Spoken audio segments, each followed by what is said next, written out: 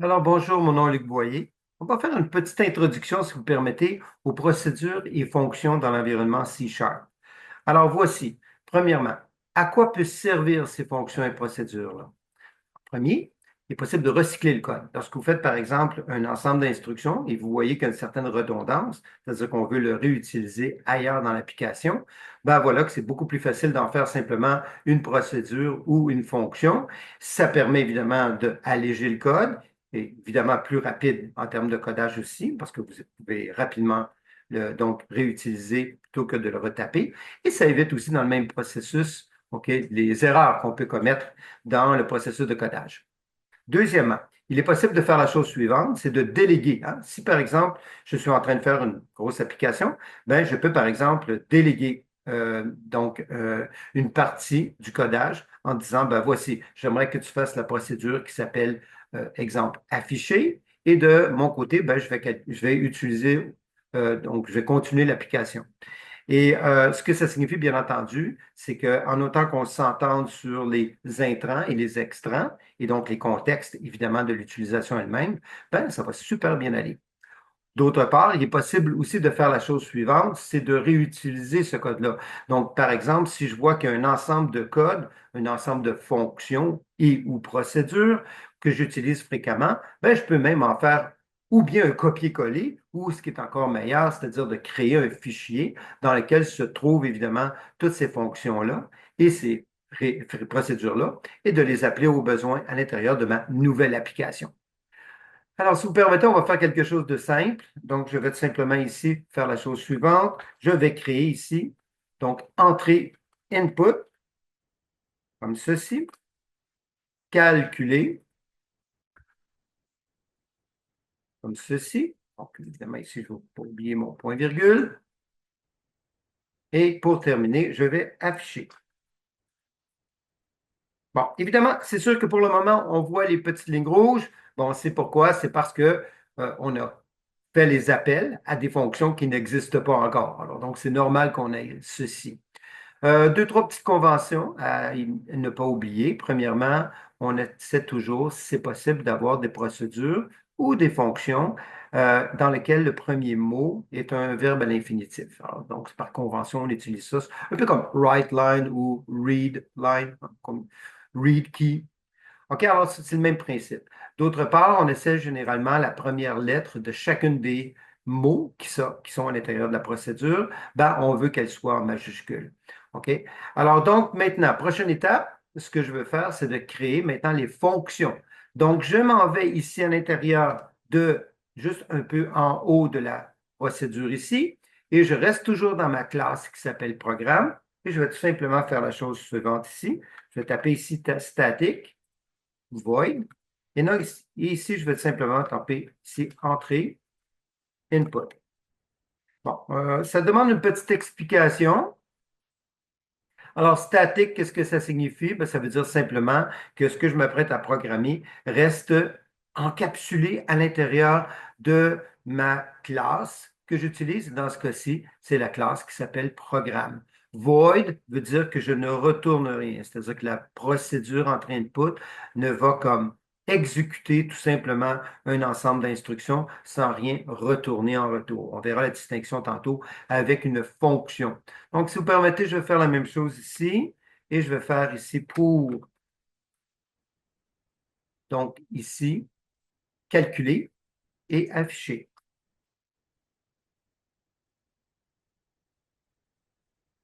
Et c'est tout simple que ça. Donc, on viendrait avec moi ici que je n'ai plus de petites lignes rouges. Alors, maintenant, prochaine étape, ce que je vais faire ici, je vais aller ici et je vais faire quelque chose. Tout simplement comme ceci. Je vais faire ici int inb1 est égal à 3. OK? Et je vais tout simplement ici faire int inb2, exemple, par exemple, ici égal à 5. Alors, donc, ici, bon, la ligne, la petite ligne verte nous dit comme quoi que ces variables-là ne sont pas utilisées. Tentons de les utiliser dans le module, ici, dans la fonction qui s'appelle calculer. Alors, je vais mettre ici double des totales, OK, est égal à inb1 plus INB2. En premier truc, évidemment, que vous allez réaliser assez rapidement, vous voyez ceci, OK? Il nous dit comme quoi que ça n'a pas été déclaré, OK? Alors, la raison, c'est qu'il faut comprendre ici que ceci, cette petite fonction, cette petite procédure-là, et les déclarations et les affectations de variables ici n'ont rien à voir qu'avec celle-ci. C'est comme deux familles différentes. Alors ici, j'ai quelqu'un qui s'appelle Simon, qui habite dans une famille. Ici, j'ai un autre Simon qui habite dans une autre famille. Alors donc, je ne peux pas faire ceci. OK? Donc, c'est la raison. Chaque procédure a donc, en d'autres mots, c'est sa limite d'utilisation. Maintenant, il y a plusieurs façons de régler ce problème-là et on va y aller doucement avec la première façon suivante. C'est que ce que je vais faire, c'est que je vais sortir littéralement ici, comme ceci, en haut complètement, toujours dans la classe. Donc, je veux que ça reste à l'intérieur de la classe. C'est la raison pour laquelle je vais mettre statique. Et ici, je vais simplement déclarer ici INB1 et INB2. Maintenant, ce qu'il faut comprendre ici, puis c'est très important de savoir ça, c'est que le fait d'avoir déclaré ici mes variables, il faut comprendre qu'ici, même si je déclare dans la classe elle-même, ça ne veut pas dire que c'est celle-ci encore. Donc, je peux avoir, un peu comme le père, si mon père, exemple, et si mon fils, OK? Ce sont deux variables, deux entités totalement différentes. Je peux donc déclarer INB1 à l'intérieur de la procédure et elle n'aura rien à voir avec celle qui est ici en haut. Alors, ça peut être qu'on ait des erreurs, ça, il faut faire attention. Alors, dans ce cas-ci, évidemment, je vais tenter d'éviter le problème. Je vais tout simplement faire ceci et le système va comprendre assez rapidement ici que INB1 et INB2, alors c'est ceux-là que j'utilise ici. On appelle ça souvent les variables globales, d'accord? Maintenant, c'est une question de ce qu'on appelle la portée d'une variable. En général, on va tenter d'éviter ce genre de truc-là, d'accord? Pour la bonne et simple raison que il s'éprend à des erreurs. Il est préférable de passer les variables en paramètres à l'intérieur de nos procédures et fonctions. On ne le fera pas nécessairement dans cette petite introduction-là, mais sachez que c'est quelque chose qu'on va tenter d'éviter. Mais vu que c'est une introduction, ben, c'est une bonne façon, évidemment, de montrer comment ça fonctionne. OK? Alors, encore une fois, je réitère, si j'avais mis ici int INB1, j'ai le droit de faire ça. Mais il faut comprendre qu'ici, l'INB1 n'a rien à voir avec celui-ci. J'ai simplement déclaré un nouveau INB1. Alors, je vais l'enlever. Et vous conviendrez avec moi qu'en faisant ça, je viens de faire tout disparaître en termes de petites lignes rouges ou petites lignes vertes. Prochaine étape, maintenant, ce que je vais faire, je vais utiliser ici, donc, le truc suivant. Donc, j'ai fait mon calcul ici. Double, D total est égal à INB1, INB2, qui est égal à 3 et à 5, qui ont été affectés dans l'entrée input 3 et 5.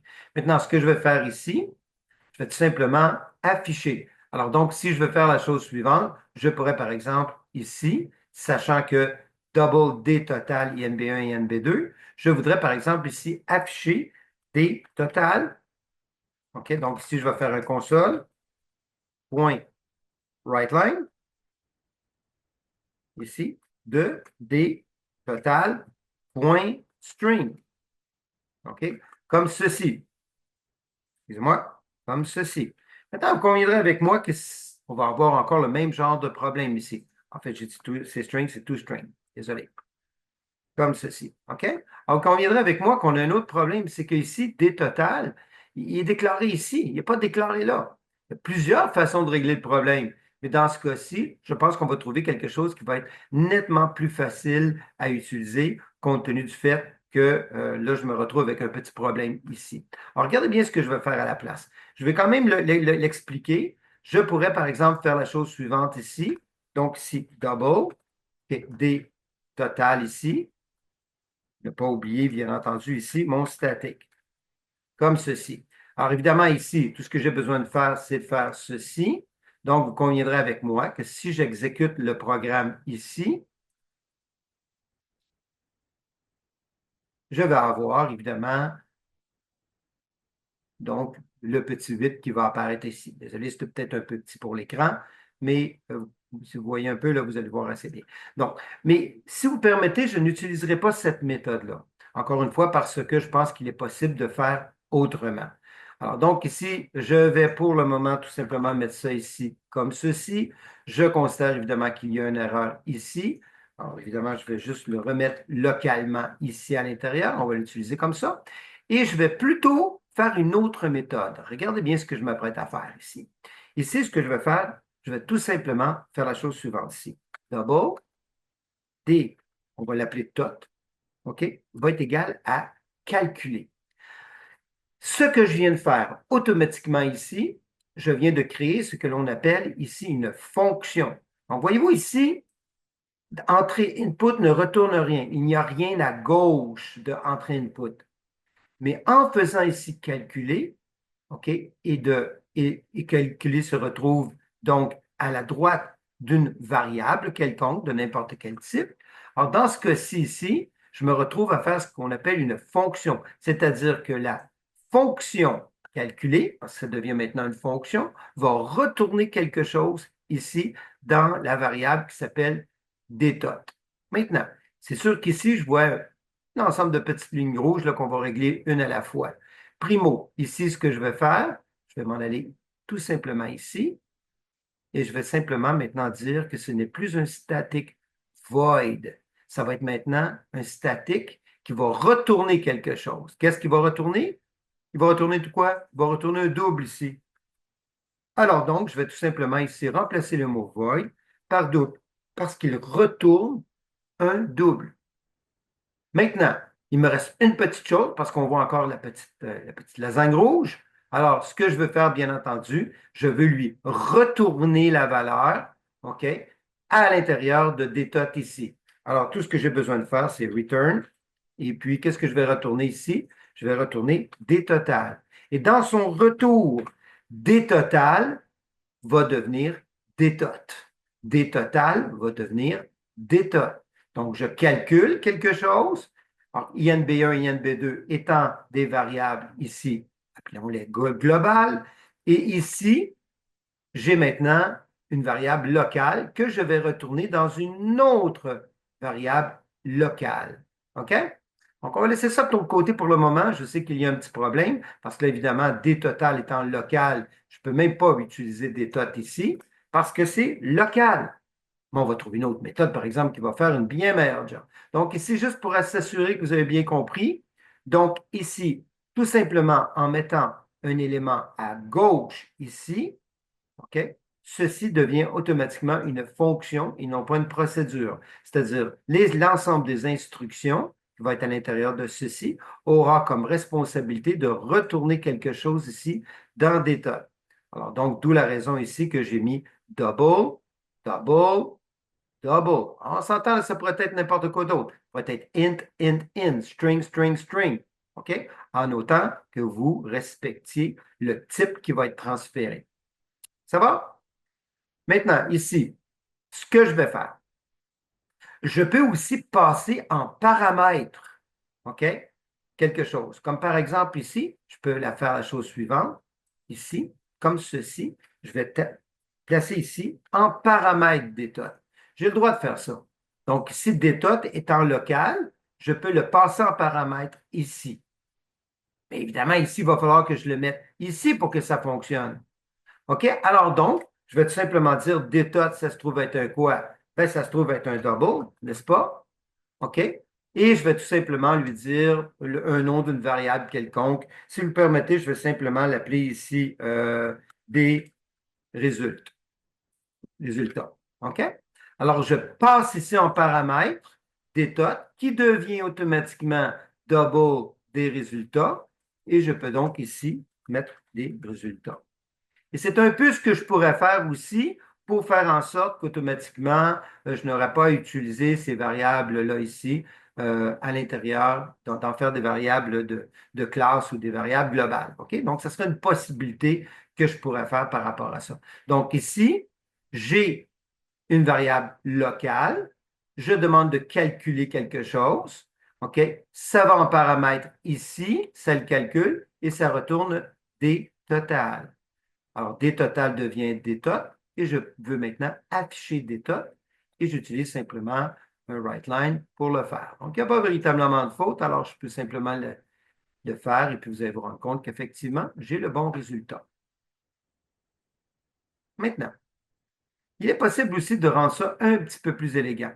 Je peux, par exemple, faire ceci. Regardez bien. Je vais tout simplement ici me rendre ici, comme ceci. Et ici, j'ai entré input, j'ai calculé. Et puis ici, ce que je vais faire, ici, j'ai juste un petit truc. Je vais tout simplement, comment je vais faire ça? Regardez bien ce que je vais faire ici. Je vais simplement ici, data, ça c'est correct ici. Ici, je vais mettre ici, console, color, point red.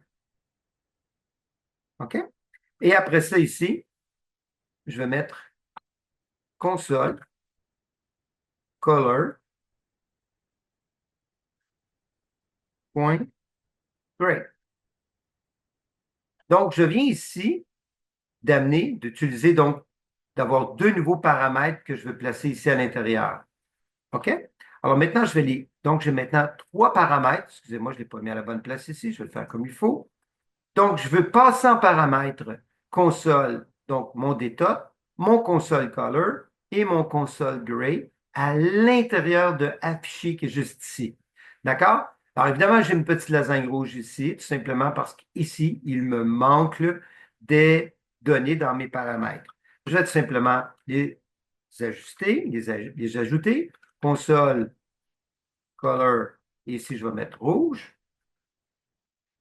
Et ici, je vais mettre console color, et je vais l'appeler ici gris. OK? Donc, évidemment, en faisant ceci, vous conviendrez que j'ai fait trois choses. Trois choses qui sont importantes. Premièrement, si j'ai trois arguments ici, il faut que j'aie trois arguments. Il est possible de faire des trucs différemment, mais pour la base, on va faire ça comme ça. Deuxièmement, je dois respecter l'ordre. OK? Donc, si c'est dans cet ordre-là, ça doit être dans cet ordre-là ici. Troisièmement, je dois respecter le type. Donc, data, c'est un double. Console color, c'est un console color. Et console color, un console color. Ce qui me permet de faire la chose suivante. Donc, ici, je peux faire ici console, point, foreground color. Et là, je n'ai pas obligé de faire console color et point red. Je peux juste taper rouge. Parce que rouge, c'est une variable de type console color. Évidemment, je peux faire la même chose ici, comme ceci. Je vais me rendre en bas et je vais tout simplement faire ici, donc, gris. Et donc, ça le remet en fait dans donc, la valeur de base pour le, la couleur d'une console. Donc, on viendrait avec moi ici. On voit peut-être un peu difficilement, là, mais évidemment, il y a un vitre rouge ici. D'accord? Autre chose qui est possible de faire, on peut rendre ça encore un petit peu plus intense. On peut faire la chose comme ceci. Regardez bien ce que je m'apprête à faire ici. Je vais mettre ici console.WriteLine. OK? Et ici, ce que je vais mettre ici, je vais mettre choisissez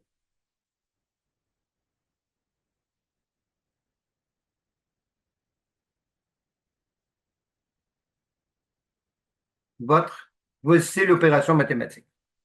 L'opération mathématique. Puis, je peux peut-être spécifier, en fait, ce que je désire. Donc, je peux mettre un plus, un moins, un multiplié et un divisé. D'accord? Alors, donc ici, je mène ceci à l'intérieur et ici, je vais tout simplement, puis on ne fera pas de gestion, en fait, de touches. On va simplement faire ici un console key. On va appeler tout simplement ici touche. OK? Est égal à console.read key, point key. Donc, je veux read key, read key, point key. Donc, je veux tout simplement ici aller chercher ce que j'ai besoin pour pouvoir faire mon calcul. Alors, j'ai une variable ici qui s'appelle console key.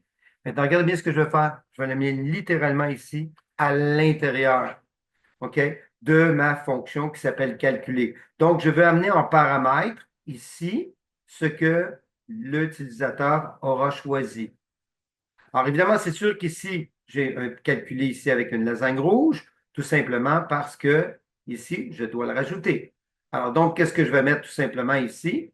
Donc, je vais mettre ici console key. Je lui dis que c'est un type console key et je vais mettre simplement ici opérateur. OK? Donc, un opérateur quelconque. Je fais exprès pour ne pas le nommer le même nom. Je pourrais mettre touche si je le veux, mais tout simplement pour montrer qu'effectivement, on peut le faire aussi comme ça. OK? Alors maintenant ici, je vais faire une switch, OK? Dans lequel ici, je vais mettre mon opérateur. Et évidemment, ici, je vais tout simplement ici faire ma switch. Maintenant, si vous permettez, je vais faire ça assez rapidement. Donc, console key plutôt.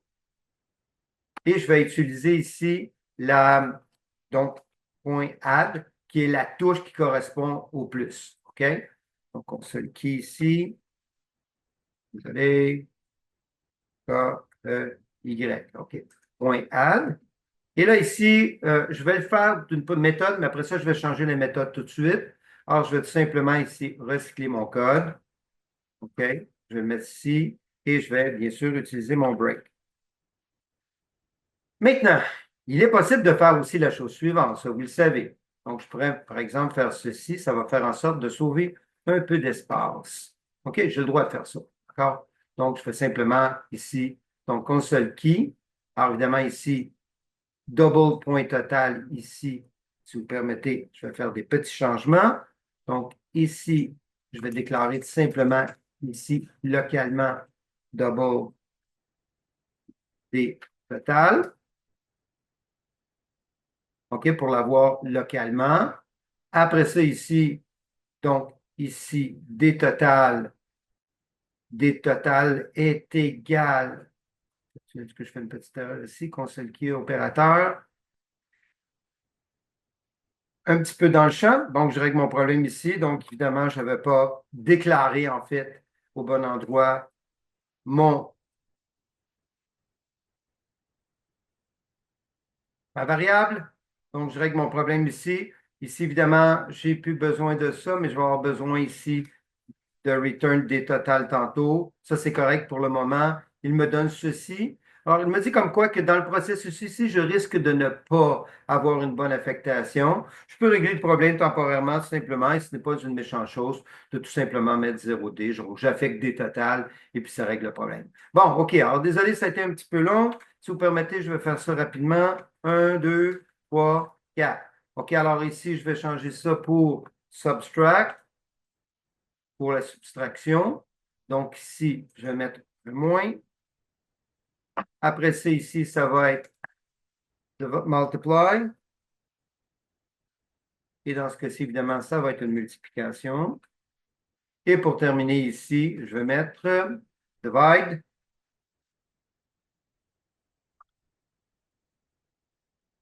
Et évidemment, ici, ça va être une division. Je ne fais pas de gestion, si vous permettez, ce qui a trait à la gestion du par zéro, si vous voulez bien, le but de l'exercice n'étant pas ceci. Alors, vous conviendrez avec moi qu'il est donc possible de faire ce genre de truc-là. J'ai toujours un petit programme ici, mais ils appellent les fonctions dans lesquelles je peux avoir énormément de développement. Alors, si vous permettez, on va juste terminer avec un petit truc ici. Alors, ici, ce que je vais faire, je vais créer une nouvelle variable. OK? Tout simplement ici en dessous. En fait, je n'ai plus besoin de ça. Je vais créer ici static. OK? Et je vais l'appeler int. Vous allez comprendre à quoi ça va servir. Puis je vais mettre ici vérifier input. OK? Dans lequel ici, je vais amener un message.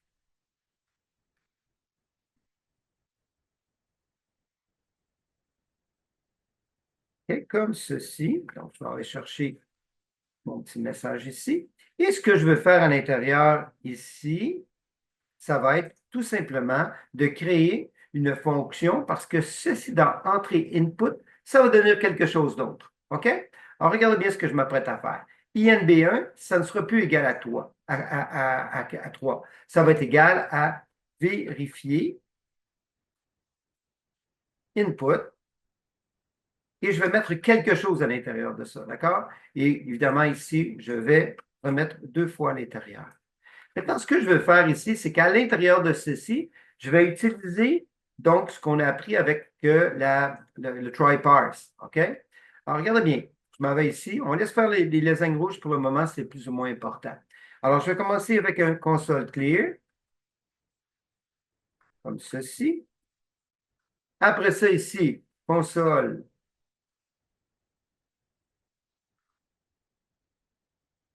point write line, comme ceci. Et je vais mettre ici, entrée. Et là, cette fois-ci, regardez bien. Au lieu d'écrire ici, entrée, quelque chose comme entrer le nombre 1, entrer le nombre 2, je vais le passer en paramètre ici. Donc, je n'aurai pas besoin de faire quoi que ce soit. Je vais le placer en paramètre ici. Je vais tout simplement ici mettre entrer le, on va le mettre comme ça, le nombre 1. Puis ici, bien entendu, je vais mettre entrer le nombre bleu. Alors, voyez-vous, j'utilise la même fonction ici qui retourne quelque chose là-dedans, mais je passe en paramètre ici ce que je veux qu'il soit affiché à l'intérieur de ceci. Donc, le nombre 1 devient un string qui s'appelle S-message et le nombre 2 devient un string qui s'appelle S-message. Alors, ici, je vais tout simplement mettre S-message, comme ceci. D'accord? Alors, donc ici, quand je vais faire l'appel de la fonction, le système va arriver ici, va dire vérifier input, string S message, d'accord, console clear, console write line, entrer le nombre 1. OK? Maintenant ici, je vais simplement me créer ici un string. En fait, essentiellement, je vais le mettre plutôt en haut ici. Je vais me créer ici parce que je vais en avoir besoin de toute façon. I entier. Et ici, je vais mettre ici string message. Pas oublier évidemment les points-virgules pour chacun. D'accord? C'est bon? Maintenant, regardez bien. Donc, string ici, message, je l'ai. Je vais mettre plutôt texte, vous allez comprendre pourquoi. Après ça, ici, donc, entrer le nombre 1, donc S texte, va être égal ici à console.readLine. Donc, ici, je vais rentrer, par exemple, un 2, un 3, un 5.2 ou simplement allô. Maintenant, je veux vérifier quelque chose. Donc, on a vu quelque chose en classe qui s'appelle un try parse. Donc, ici, je vais utiliser int.try_parse, dans lequel, qu'est-ce que je vais amener? Je vais amener ici mon S texte. Je veux, si ça fonctionne, que ça devienne un entier. Et si jamais c'est égal à faux, alors, ici, je vais simplement faire la chose suivante. Je prends tout ça ici, OK? Et je vais simplement le mettre comme ceci. Console clear. Là, je peux mettre ici mauvaise entrée.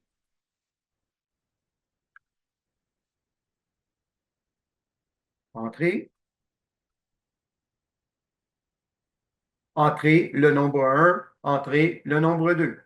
OK? Et ceci. Et donc, ultimement, l'utilisateur va rentrer quelque chose qui va être adéquat. Alors, la petite lasagne rouge nous dit comme quoi qu'on a oublié, puis on ne l'a pas oublié, on était rendu là. Il faut que je mette évidemment le mot return et je vais évidemment utiliser i entier. Comme ceci. Alors, évidemment, conviendrait avec moi que le i entier ici va évidemment retourner le int nécessaire ici. Donc, le i entier out ici va retourner le i entier qui est le int ici. Et ultimement, bien entendu, va être quelque chose qui va être INB1 et INB2. Je reprends pour être sûr. INB2, vérifier input, le nombre 1. Donc, je m'en vais ici à l'intérieur de mon vérifier input, mon string message. Je déclare mes variables. Console clear, entrer le nombre 1 ou le nombre 2. Stex est égal à console readline. While tant que try parse en entier, je tente de convertir en entier du texte pour en faire un entier. Tant que c'est faux, je recommence ceci jusqu'à ce qu'à un moment donné, ça va être adéquat. Conviendrait avec moi maintenant que cette petite fonction-là, vous pouvez carrément l'utiliser dans tous les programmes que vous allez faire. Vous allez simplement la copier et l'amener dans tous les programmes et ça vient de régler le problème. Mais voyons si effectivement ça fonctionne bien. Donc, ici, il me demande de rentrer le nombre 1. Je tente de quelque chose, mauvaise entrée. Ça ne fonctionne pas. Je mets par exemple 12. Ici, entrer le nombre 2. J'essaie quelque chose, ça ne fonctionne pas. Je mets, exemple, 34. Le système me dit, choisissez l'opérateur mathématique. Alors, moi, je décide de faire, par exemple, ici un plus. Et le système me donne ici 46. Alors, mon système est opérationnel. Je pense que j'ai fait le tour du jardin. Alors, donc, donc, on va simplement faire une révision. Sachez qu'il y a deux types de, de procédures, deux types d'entités, de structures que vous pouvez créer, soit ce que l'on appelle ici des procédures, donc static void, ça ne retourne rien, ça ne fait qu'exécuter. Et vous avez aussi ce que l'on appelle des fonctions, comme ici static double calculé, ou alors ici static int vérifié. Alors, donc, la différence, c'est que dans les fonctions, on retourne quelque chose. Donc, vérifier input retourne quelque chose, tandis que, par exemple, dans le cas de static void affiché, il ne fait qu'exécuter un ensemble d'instructions. Il est possible aussi d'avoir à l'intérieur des paramètres. Je peux en mettre autant que je le désire, en autant que je respecte les trois règles qu'on a dit, c'est-à-dire le même nombre en haut, en bas. Le deuxième, évidemment, donc autant dans l'appel que dans la procédure elle-même. Deuxièmement, il faut que ce soit dans le même ordre. OK? Et troisièmement, il faut respecter les, euh, donc le type hein, pour que ça puisse fonctionner. Alors, j'espère que ça va vous aider à mieux comprendre et j'espère aussi quelque part que vous allez commencer progressivement à faire vos propres procédures et vos propres fonctions et vous allez voir, ça peut devenir particulièrement productif. Alors, à la prochaine fois.